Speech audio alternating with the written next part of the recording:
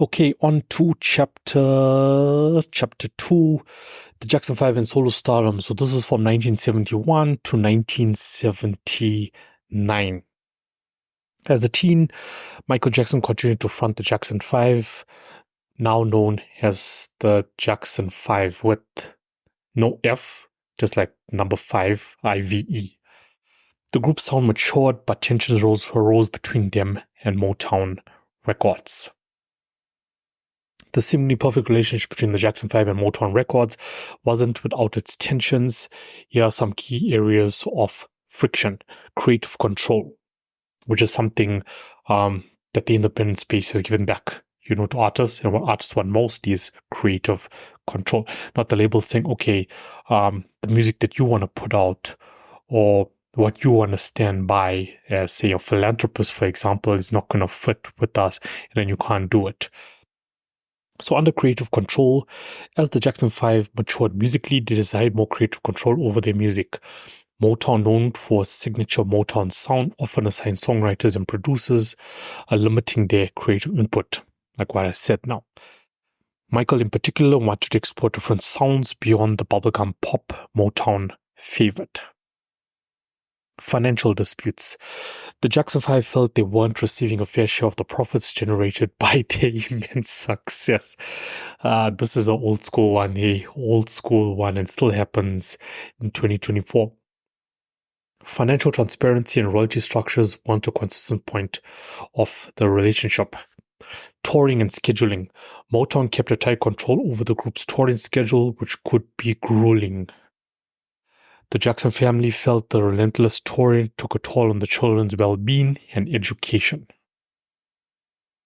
Shifting focus. As Motown's focus shifted towards the artists like Diana Ross and Marvin Gaye, the Jackson 5 felt neglected. They desired continued support and promotion to maintain their momentum.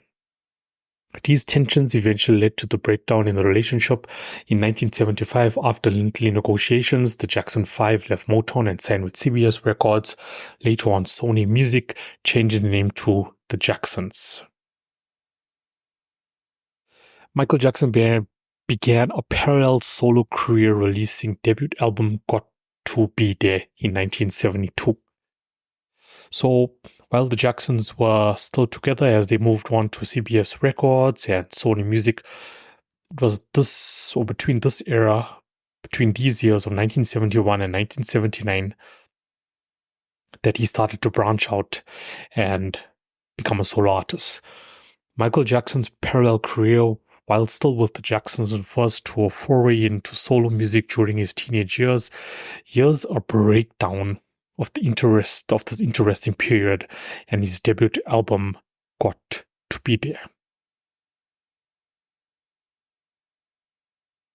He was a young star with dual duties, 1971 to 1972. The Jackson 5 were at the peak of their success in the 1960s and 1970s, churning out hits like I Want You Back and ABC. Despite the group's success, Michael, the lead singer, harbored ambitions for a solo career. He possessed a unique vocal talent that Motown, focused on the group's image, was fully utilizing. Got to Be There in 1972, this was the album. In 1971, at a young age of 13, Michael released his debut solo album, Got to Be There. This marked the official launch of his parallel career alongside his continued work with the Jacksons, or Jackson 5. The album was a collection of covers and new songs showcasing Michael's versatility as a vocalist. The title track Got to Be There became a top 10 hit on the Billboard charts, establishing Michael as a solo artist. Other notable songs included a soulful rendition of Bobby Day's Rocking's Robin, and a tender cover of Carole King's You've Got a Friend. The significance of Got to Be There. The album's success demonstrated Michael's potential as a solo artist separate from the Jackson 5. It allowed him to explore different musical styles beyond Motown's signature sound. This parallel career foreshadowed his future dominance in the music industry. The challenges and considerations. Maintaining a demanding schedule of both the Jackson 5 and his solo career was likely physically and mentally taxing on the young Michael. Some critics argued that Motown used Michael's solo career primarily to capitalize on his popularity and boost the Jackson 5 overall image. No doubt. I mean, myself personally, like running a record label and knowing how the business actually works, not saying I run the label like how Motown runs the label or any mainstream runs the label, but this sort of strategy, yes, it's a given. This is what they do. If we look at Destiny's Child and Beyonce, same strategy. However, it's undeniable that Got to Be There ignited a spark that would eventually lead to Michael's iconic solo career. So, the lessons I'm going to share with you guys now. Chapter 1, we had lessons that was primarily dedicated to parents, but also informative for independent artists on how to go about having those conversations with your parents.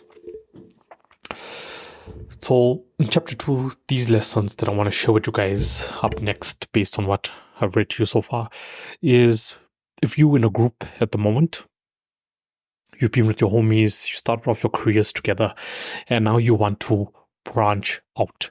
I'm going to share with you lessons when branching out from a group. Venturing into a solo career while still in a group can be tricky. Here's a breakdown of the challenges and how independent artists can learn from Michael Jackson's experience. Challenges of a parallel career. Time management. Balancing commitments to both the group and solo career can be incredibly demanding. Creative differences. There's a risk of creative clashes within the group if your solo work diverges significantly from their sound. Financial considerations. Earning from solo work can lead to financial disputes if not addressed transparently with bandmates. Public perception. Fans might perceive your solo venture as a sign of disloyalty or the beginning of a breakup. Lessons for independent artists. Number 1 is open communication. Have honest conversations with your bandmates about your aspirations and concerns. Clearly communicate your intention to maintain the group while exploring solo pursuits. Number 2, prioritize the group. Ensure your solo work doesn't overshadow or negatively impact the band's commitments. Number 3, transparency and fitness. Discuss how income from your solo work will be handled. Consider setting aside a portion to reinvest in the band or split it equal. Maintain focus. Keep your solo work distinct from the band's music to avoid creative conflicts. And number 5, manage expectations. Understand that venturing solo might not be well received by everyone, including fans and bandmates. Be prepared to address concerns and navigate potential conflicts. That's the right way, 5 right ways to go about it. At times, someone thinks they're better than a group now, or they're getting more attention. The fans actually adore them more. They leave the group, but they leave the group in a bad way. They like burn that bridge. Doing that will come back eventually to bite you. Don't forget the people that stood with you, that grew with you, they went through challenges, setbacks, failures with you to reach your success. Don't ever do that. Full transparency. I mean, this point that I have about, like, if I make, say $1 million on my solo career, my debut career, my first album blows up, it's on top of the charts, and I make $1 million. Okay, you can set aside 20-30% pushed back into the group. Bring your peoples up with you. Don't leave them behind. Don't ever do that. Here are some examples of successful parallel careers or groups. Beyonce, Destiny's Child, I've mentioned that. Pharrell Williams and the Neptunes. These examples show that it's possible to navigate a solo career alongside a band, but it requires clear communication, respect for the group dynamic, and commitment to maintaining the brand's success. Additional tips. Start small. Begin with smaller solo projects like features on other artists' songs before launching a full-fledged solo album. Utilize different platforms. Use social media to promote your solo work without neglecting the band's channels. Focus on collaboration. Consider collaborating with your bandmates on your solo work, fostering a sense of shared creative exploration. That's it, simple. I mean, if you've been tight with, say, a producer, a few songwriters, maybe another rapper, so on, singer involved in the group, and you all grew up together, you decide to go on a solo journey, feature those members on your solo album. Feature them. Make them feel welcome and include them.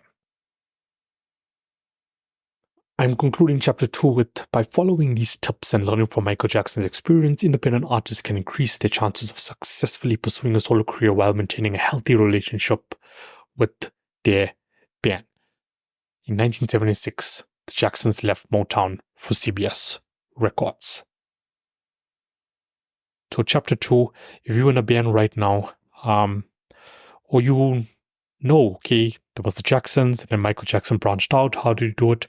All the lessons are available right here, dedicated to those guys, the whole group, on what exactly to do, how to go about it when someone wants to break off from the group. So that concludes chapter 2.